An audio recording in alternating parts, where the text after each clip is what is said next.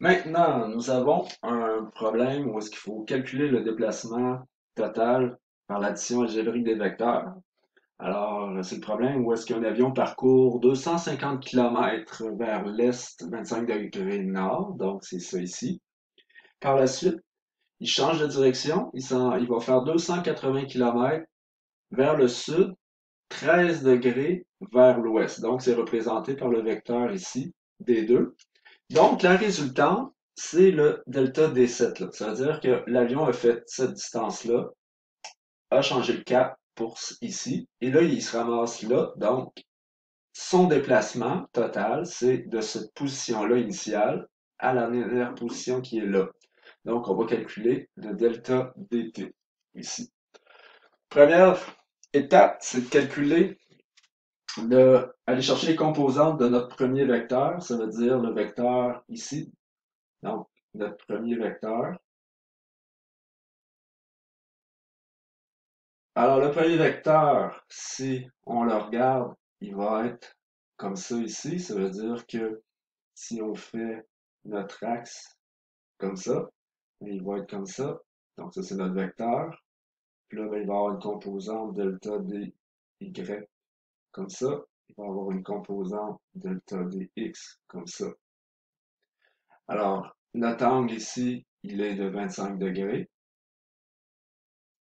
Et notre vecteur, il est de 250 km. Alors là, si on veut trouver notre delta dx dans ce cas-ci, ben, c'est un cos. Donc, ça va être 250 fois cos de 25 degrés. Notre delta dy va être dans ce cas-ci 250 fois sin de 25 degrés. Et là, si on calcule ça, on va arriver ici à 226. Il y a trois chiffres significatifs, mais on va quand même garder, parce qu'actuellement c'est à la toute fin qu'on va considérer nos chiffres significatifs. Donc on a des kilomètres ici. Ça c'était mon dx, ouais.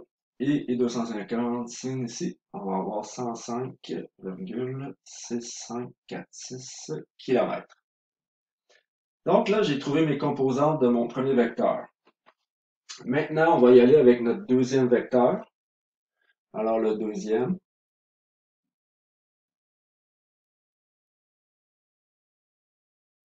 mon deuxième vecteur, si maintenant je fais mes axes, mon plus c'est par là, mon plus c'est par là, sauf que maintenant c'est vers le sud, vers l'ouest, alors mon triangle va être plutôt comme ça, parce que là maintenant mon 280 il est comme ça ici, et mon angle ici il est de 13 degrés, parce que c'est sud, 13 degrés ouest.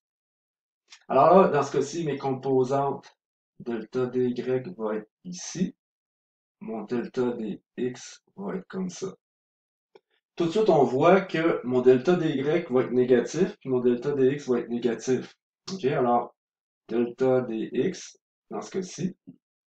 Mais là, mon delta dx ici va être un sin, parce que là, c'est le côté opposé. Donc, dans ce cas-ci, ça va être 280. On va mettre tout de suite notre négatif, parce qu'on sait que la composante, elle va être négative. Alors, moins 280, sin de 13 degrés.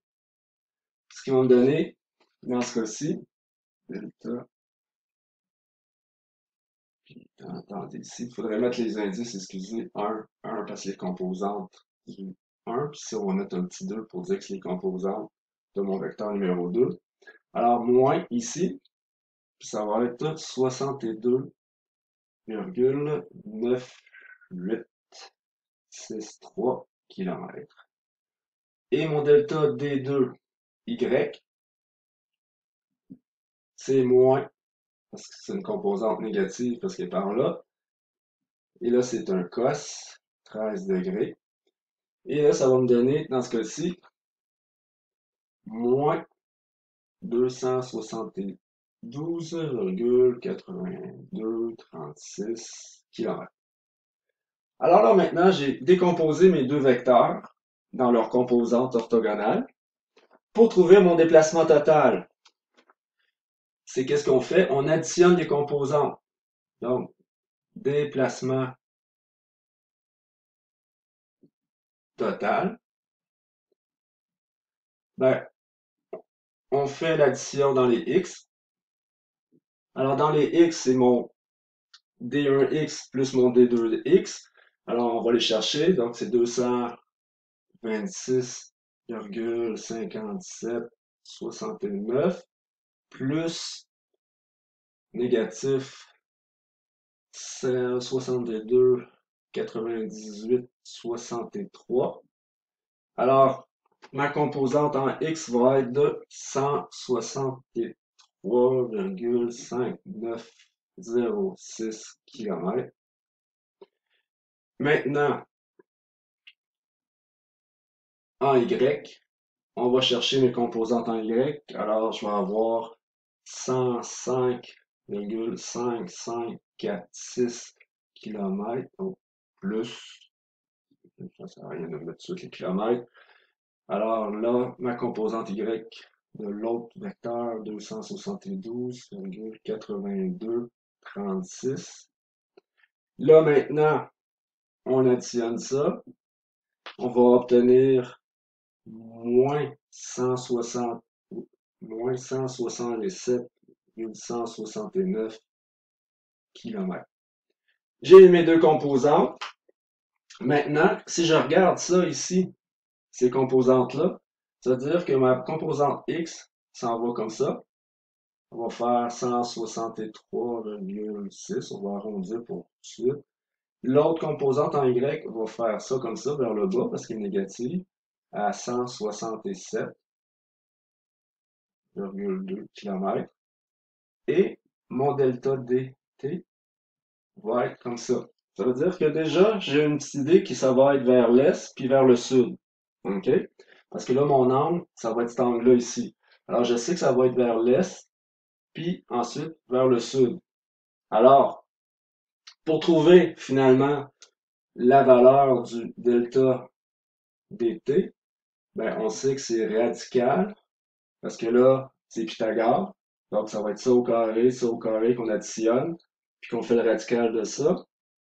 Donc, ça va être 163,6 au carré plus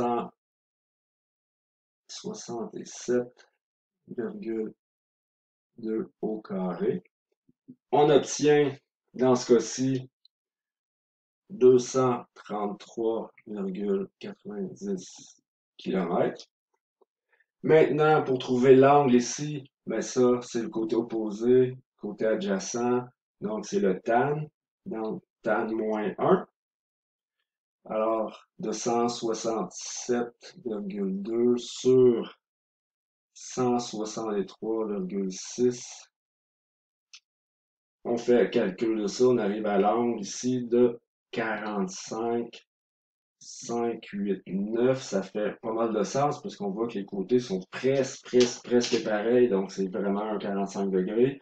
Donc, mon delta dt, mon vecteur déplacement total, ben là, si on se fie au chiffre significatif, ben ici, en principe, j'ai un, deux chiffres significatifs. Les zéros, habituellement, on ne calcule pas ici à la fin du nombre. Alors, quand je regarde ça, ben, 1, 2, puis là, ben, on arrondit. Donc, 230 km. Puis là, ben, maintenant, c'est vers l'est. OK? Donc, vers l'est. Je tasse vers le sud de combien? Mais là, dans ce cas-ci, on voit qu'il y a les chiffres significatifs pour les degrés, c'est trois chiffres, donc 1, 2, 3. On va arrondir à 45,6 et degrés vers le sud. Si toi, tu as mis tes composantes différemment, ça se pourrait que tu arrives finalement à l'autre, qui est dans le fond le sud comme ça, mais c'est 90 moins 45,6. Donc là, dans ce cas-ci, ça va être sûrement 44.